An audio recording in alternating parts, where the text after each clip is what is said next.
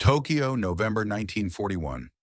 Inside the fortified walls of the Imperial Japanese Navy General Staff Headquarters, a document marked Most Secret passes between hands worn by years of naval command. The paper trembles slightly, not from the draft sweeping through the austere corridor, but from the weight of the assumptions it carries.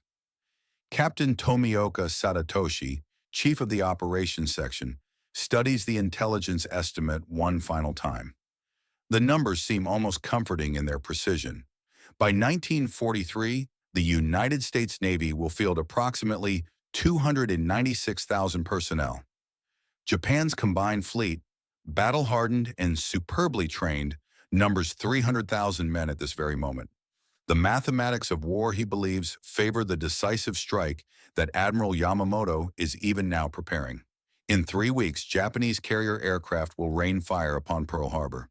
In 3 weeks, the assumptions on this page will set in motion a catastrophe so profound that historians will spend generations trying to comprehend how intelligent men could have been so fatally, so completely wrong. The real number, the truth that would have stopped the war before it began, stands at 2,034,343. But that truth remains hidden in a future these men cannot see, wrapped in an American capacity they cannot imagine. The miscalculation did not emerge from ignorance or carelessness. The officers who shaped Japan's war planning represented some of the finest military minds in the Pacific. They had studied at the Imperial Naval Academy, trained aboard the most modern warships afloat, and observed foreign navies with the meticulous attention that had characterized Japanese military development since the Meiji Restoration. They knew the composition of the American fleet down to individual destroyers. They tracked construction schedules at American shipyards with remarkable accuracy. They understood, or believed they understood, the industrial output of the United States, its steel production, its manufacturing capacity, its technological sophistication. What they failed to grasp was something more fundamental, more devastating to their careful calculations. They failed to understand that America would not build its Navy the way Japan built its Navy. They failed to imagine that American ships would not carry the minimal crews that Japanese efficiency demanded. They failed to conceive of a military culture that would place 300 men aboard a destroyer where Japan stationed 180. This cognitive failure had a name in intelligence circles, though the Japanese planners of 1941 did not recognize they were committing it. Mirror imaging. The assumption that your enemy will think as you think, value what you value, organize as you organize. Japanese naval doctrine had evolved over decades toward a philosophy of elite excellence. Every man aboard a Japanese warship was a specialist, trained exhaustively in his role, capable of extraordinary performance under combat conditions. Japanese damage control parties were small because Japanese sailors were expected to master multiple skills. Japanese gun crews were lean because Japanese gunners trained until they could achieve with 5 men what others needed 7 to accomplish. This was not merely efficiency, it was a reflection of Japan's fundamental strategic reality. Japan was an island nation of limited population, facing enemies with vastly larger populations. Japanese war planning had always presumed that quality would offset quantity, that superior training and fighting spirit would overcome numerical disadvantage. When Japanese intelligence officers sat down to estimate American naval manning, they naturally projected this philosophy onto their calculations. An Essex-class American carrier displaced roughly the same tonnage as a Japanese fleet carrier. Therefore, Japanese analysts assumed it would carry roughly the same crew. An American destroyer performed the same functions as a Japanese destroyer. Therefore, it would require approximately the same number of men. The mathematics seemed sound. The Americans were building more ships, yes. American industrial capacity would eventually produce a larger fleet. But the growth would be constrained by the same factors that constrained Japan. Training took time. Creating capable sailors required years, not months. The pool of available manpower, even in America, was finite. Push these assumptions forward to 1943, factor in combat losses, account for the ships America would need to keep operational in both the Atlantic and Pacific, and you arrived at a number. 296,000 personnel. A navy roughly equivalent in size to Japan's own. A navy that could be fought. A navy that could be defeated. The entire strategic framework of the Pacific War rested on this calculation. Admiral Yamamoto understood that Japan could not win a prolonged conflict with the United States. His famous statement that he could run wild for 6 months, perhaps a year, but after that he had no confidence, reflected his clear-eyed assessment of the impossible odds. Yet even Yamamoto's pessimism accepted the basic premise that underpinned Japanese war planning. Inflict decisive defeats in the opening phase. Seize a defensive perimeter. Make the cost of recapturing that perimeter so high in American blood and treasure that the United States would accept a negotiated settlement. This strategy required one critical assumption to hold true. America's ability to project force into the Pacific had to be limited. Not just limited in ships, but limited in the trained personnel to operate those ships, maintain them, repair them, and replace losses. If America could not crew a vast fleet, if American naval expansion was constrained by the same manpower bottlenecks that constrained Japan, then perhaps, just perhaps, the strategy could work. December 7, 1941, shattered the battleships at Pearl Harbor, but left the assumptions in Tokyo intact. The raid had been executed with the precision Japan's naval doctrine demanded. The carriers had launched their strikes and withdrawn without loss. American casualties were heavy, but in the celebrations that swept through the combined fleet, in the congratulations that flowed to Admiral Nagumo's task force, no one noticed the first small detail that should have triggered alarm. The casualty reports from Pearl Harbor listed not just the dead and wounded, but the survivors. The USS Arizona alone carried over 1,500 men. The California, the Oklahoma, the West Virginia, each had crews that Japanese observers noted seemed remarkably large, remarkably wasteful. Why would the Americans station so many men aboard ships that would spend most of their time in port? But the observation remained just that, an observation filed away, not yet recognized as evidence of something fundamentally wrong with Japanese intelligence estimates. The first 6 months of the Pacific War unfolded as Japanese planning predicted. The Philippines fell, Malaya fell. Singapore, the great British bastion, surrendered in what Churchill called the worst disaster in British military history. The Dutch East Indies came under Japanese control. Burma was invaded.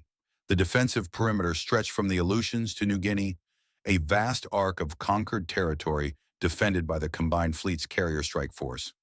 American resistance was fierce but seemed, to Japanese commanders, exactly what they had anticipated.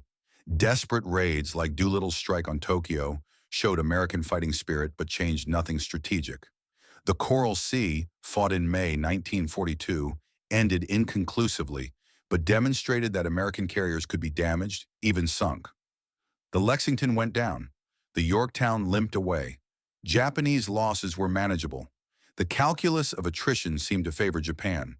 But within that battle, observed by only a few Japanese officers and not yet synthesized into any coherent analysis, lay another clue. The American task forces at Coral Sea seemed unusually large, not just in ships, but in the support vessels accompanying the carriers. Fleet oilers, repair ships, destroyers deployed in numbers that exceeded what Japanese doctrine would allocate for carrier screening. Where was America finding the sailors to crew all these auxiliary vessels?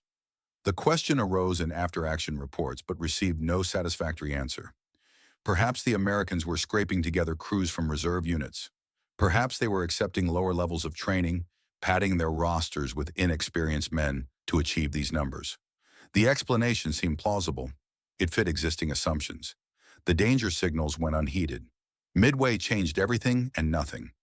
In June 1942, 4 Japanese carriers went to the bottom, taking with them the elite aviators who had devastated Pearl Harbor and swept through the Pacific. The battle was a disaster, recognized immediately as such by Yamamoto and the combined fleet staff. But the disaster was tactical, not strategic. Japan had lost a battle. The war remained winnable. The defensive perimeter held. American offensive capability remained limited, or so it seemed. What went unremarked in the initial shock of defeat was a small detail observed by surviving Japanese pilots and ship captains. The USS Yorktown, which should have been out of action after Coral Sea, appeared at Midway fully operational. How had the Americans repaired carrier damage so quickly? The answer, though Japanese intelligence did not yet grasp it, lay in American damage control parties that numbered in the hundreds versus Japanese teams of dozens. The Yorktown had reached Pearl Harbor devastated and left 3 days later combat-ready because American shipyard workers and sailors swarmed over the vessel around the clock, applying a level of manpower to the repair effort that Japanese practice would have deemed impossibly wasteful. When Japanese submarines finally caught up with the Yorktown after the battle and delivered the torpedo blows that sent her under, survivors were picked up by American destroyers. A handful of these Americans were subsequently captured when their destroyer was itself sunk weeks later. Japanese interrogators pressed these prisoners for information about American fleet composition, repair facilities, training programs. What they heard seemed impossible. One sailor, an electrician's mate from the Yorktown, described the damage control party aboard his ship as comprising over 200 specialized personnel. He mentioned damage control schools on the West Coast processing thousands of recruits at a time. He talked about American doctrine that assigned multiple redundant systems and multiple crews to every critical ship function. The interrogators noted these statements but classified them as exaggeration, the kind of morale-boosting bragging that prisoners of war often employed. No Navy, not even America's, could possibly sustain such inefficiency. The manning levels this sailor described would require a fleet personnel count not of hundreds of thousands, but of millions. Guadalcanal became the crucible where Japanese assumptions began to visibly fracture. The campaign that began in August 1942 was supposed to be a limited operation, recapture an insignificant island, expel the American Marines who had landed there, restore the defensive perimeter. But the Americans kept coming. Task forces appeared and disappeared. Reinforcement convoys ran supplies to the island. Naval battles erupted in the waters around Guadalcanal with a frequency that Japanese planners had not anticipated. The Imperial Navy began losing destroyers, cruisers, transports. Each loss was painful, but more painful was the realization that American losses did not seem to diminish American operational tempo. Where were the Americans getting the ships? More importantly, where were they getting the trained crews? By late 1942, Japanese naval intelligence was receiving reports from multiple sources that contradicted the manning estimates on which the war had been predicated. Captured documents from sunken American ships revealed crew rosters far larger than equivalent Japanese vessels. A destroyer sunk off Guadalcanal carried records indicating a complement of over 300 officers and men. The equivalent Japanese destroyer type carried 180. Interrogation of American prisoners continued to produce claims of massive training facilities, of boot camps graduating 50,000 sailors every few months, of advanced technical schools running continuously. A German military attaché in Washington, sending regular intelligence reports back to Berlin that were shared with Japan, confirmed that American warships were indeed manned at levels significantly higher than German or Japanese naval practice would suggest. His report, classified and circulated only to senior officers, estimated that an American battleship carried nearly double the crew of a comparable Axis vessel. This was the moment when institutional culture collided with intelligence reality. The information was available. The evidence was mounting. The numbers were wrong. But to accept this truth meant accepting that the entire strategic framework of the war was fatally flawed. It meant acknowledging that Japan was not fighting a war of attrition it could win through superior quality and fighting spirit. It meant confronting the reality that American manpower capacity and naval personnel alone would eventually dwarf Japan's entire military establishment. The institutional response, documented in records that survived the war, was suppression. Not deliberate conspiracy, but something more insidious. The intelligence officers who compiled the reports were junior. The admirals who received them were invested in existing plans. The system that evaluated intelligence had been designed to support operational planning, not to challenge fundamental strategic assumptions. A secret intelligence assessment completed in late 1943 by the Third Bureau of the Naval General Staff finally synthesized the accumulated evidence. The report was clinical in its language, but devastating in its conclusions. American naval personnel strength was estimated at between 1.8 and 2.2 million personnel. This represented a force nearly 8 times larger than pre-war Japanese estimates had projected. More significantly, American manning practices meant that even ships of equivalent tonnage carried twice the crew Japan allocated. An American task force was not just more numerous than a Japanese task force. It was more robust, more capable of absorbing damage, more able to maintain operational tempo over extended periods. The report's final section assessed the strategic implications with remarkable honesty. Japan could not win a war of attrition against numerical superiority of this magnitude. The defensive perimeter strategy assumed American logistics and manpower would constrain their offensive capability. That assumption was false. America could sustain multiple simultaneous offensives, absorb catastrophic casualties, and continue advancing. The report was classified at the highest level and circulated to perhaps 24 senior officers. It was never presented to the cabinet. It was never shared with field commanders. The institutional culture of the Imperial Japanese Navy, forged over decades of success, could not integrate information that contradicted its core beliefs. Junior officers who raised concerns about American strength were quietly reassigned. The focus remained on tactical excellence, on fighting spirit, on the belief that quality would eventually triumph. Intelligence had become uncomfortable. Intelligence was therefore marginalized. The field commanders who would fight the desperate battles of 1944 and 1945 would do so without knowing what their own intelligence service had already concluded. They would plan operations based on estimates that senior officers knew were false. They would commit men and ships to battles against an enemy whose true strength remained officially unacknowledged. The consequences played out across the Pacific with tragic inevitability. At the Battle of the Philippine Sea in June 1944, Japanese carriers launched their strikes against Task Force 58, expecting to face perhaps 3 or 4 American carriers with their escorts. What they encountered instead was a fleet concentration beyond anything their pre-war planning had considered possible. 15 carriers, 7 battleships, 21 cruisers, 69 destroyers. The American task force numbered approximately 70,000 personnel. Japan's entire combined fleet at the start of the war had comprised 400,000 men across all vessels. The single American task force at Philippine Sea contained nearly 1/5 that number. Japanese pilots flew into a wall of anti-aircraft fire so dense that survivors later called it the Great Marianas Turkey Shoot, though the Turkey were Japanese aviators. The carriers that launched them would never conduct another major operation. Japan had run out of trained pilots, of fuel, of time. Aboard the American vessels, the story was different. Damage control parties worked efficiently aboard ships hit by the few Japanese strikes that got through. The Bunker Hill took a bomb that would have mission-killed a Japanese carrier. She was back in formation within 2 hours.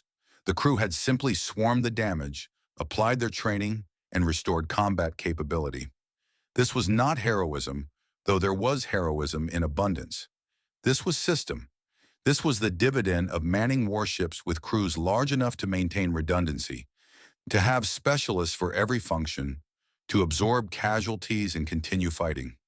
The American way of war was inefficient by Japanese standards, wasteful even, but it worked. And the numbers that made it work, the 2 million sailors that Japan had not believed America would field, were now present in overwhelming force across the Pacific.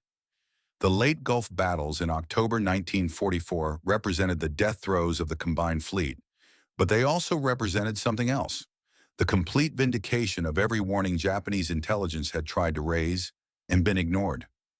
The Americans appeared everywhere, in the Sibuyan Sea, in Surigao Strait, off Samar.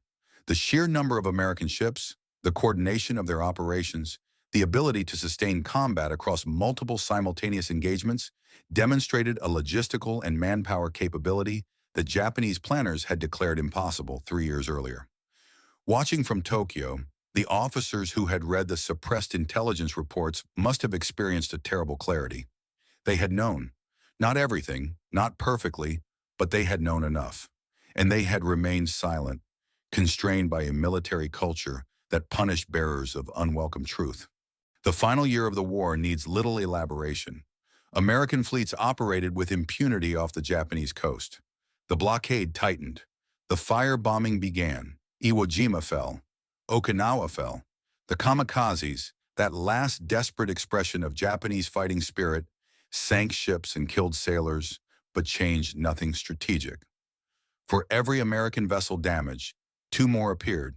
For every casualty evacuated, three replacements arrived from training facilities across the continental United States. The numbers that had been wrong in 1941 were still wrong in 1945, but now everyone knew it. The Japanese public did not know, would not know until surrender came, but the officers who had planned the war and executed it knew. They had gambled on America being like Japan, constrained by the same limitations, operating under the same assumptions. They had lost the gamble before the first bomb fell on Pearl Harbor. The post-war interrogations of Japanese military leaders returned repeatedly to this question of intelligence failure. How could Japan have so catastrophically misunderstood American capability? The answers varied, but certain themes emerged. Japanese observers had visited the United States before the war. They had seen American factories, American shipyards, American military bases. But they had interpreted what they saw through the lens of their own practice. They had assumed American ships would be crewed as Japanese ships were crewed. They had assumed American training would follow Japanese patterns. They had assumed fundamentally that America would approach war as Japan approached war. This assumption was comfortable. It was familiar. It allowed Japanese planners to believe that victory was possible, that the strategy could work, that numerical inferiority could be overcome. The alternative was too painful to contemplate, that Japan was embarking on a war it could not win against an enemy whose full capacity it could not comprehend. Admiral Ugaki Matomi, who served as chief of staff to Admiral Yamamoto and survived the war, wrote in his diary about a conversation with a naval general staff officer in late 1943. The officer, whom Ugaki did not name, told him bluntly that American naval strength already exceeded Japanese projections by a factor of 6. When Ugaki asked why this information was not being shared with operational commanders, the officer reportedly said that the institutional fear was breakdown of morale, demands for accountability, possible political crisis. Better to continue the war with hope than to confront a truth that would paralyze the system. Ugaki recorded his anger at this response, his sense that the Navy had betrayed its own officers and men. But he also admitted his own complicity. He had heard rumors of the intelligence estimates. He had observed American strength firsthand. He had not pushed for clarification because, in his words, he was afraid of what he would learn. The tragedy of the Japanese intelligence failure was not simply the initial miscalculation. Estimates are often wrong. Wars begin with each side misunderstanding the other. What made the Japanese case uniquely catastrophic was the systematic suppression of corrective information once it became available. The system that had planned the war could not acknowledge the evidence that the plan was fatally flawed.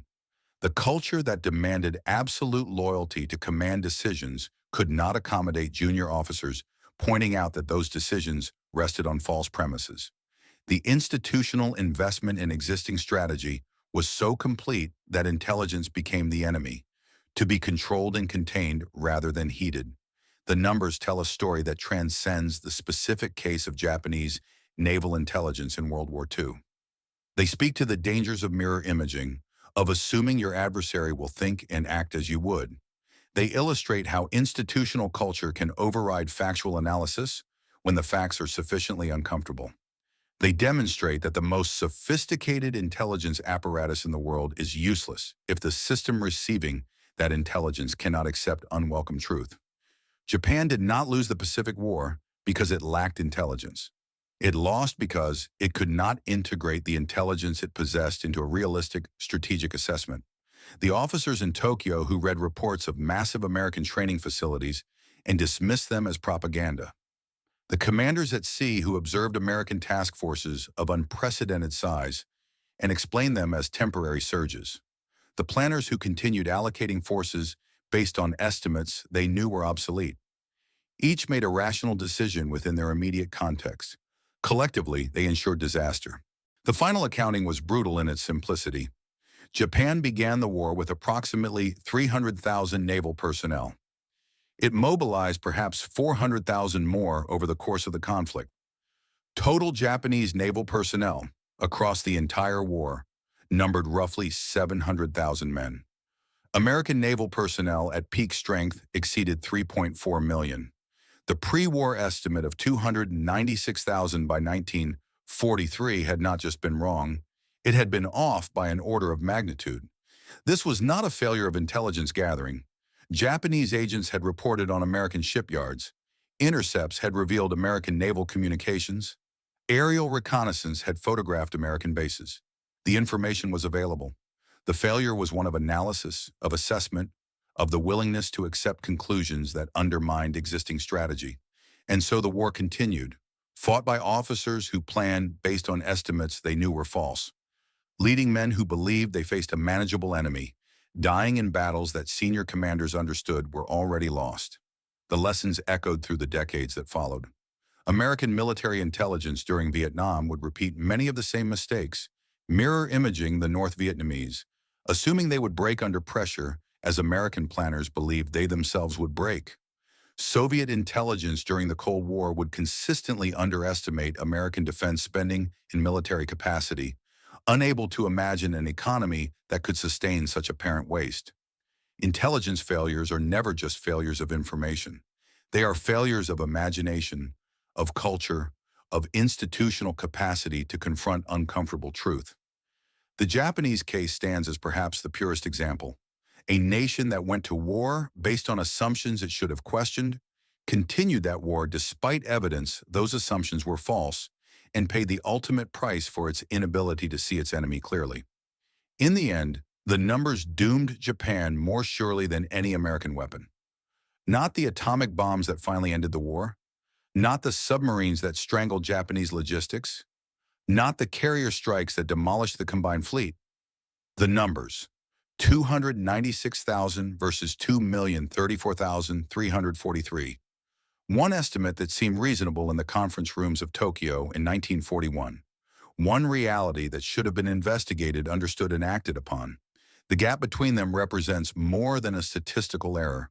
It represents the chasm between what Japanese military culture could accept and what American industrial democracy could achieve. That chasm was unbridgeable. The war was lost before it began.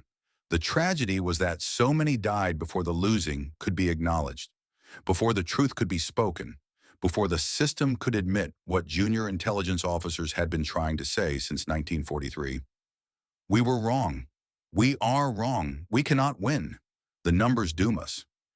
And in some quiet office in Tokyo, in November 1941, a captain studies his estimates one final time before the strike force sails. 296,000 American sailors. The number seems solid. The mathematics check. In 3 weeks, Pearl Harbor. In 3 years, catastrophe. The paper passes from hand to hand, and no one asks the question that might have changed everything. What if we are wrong? What if America is not like us? What if the numbers lie?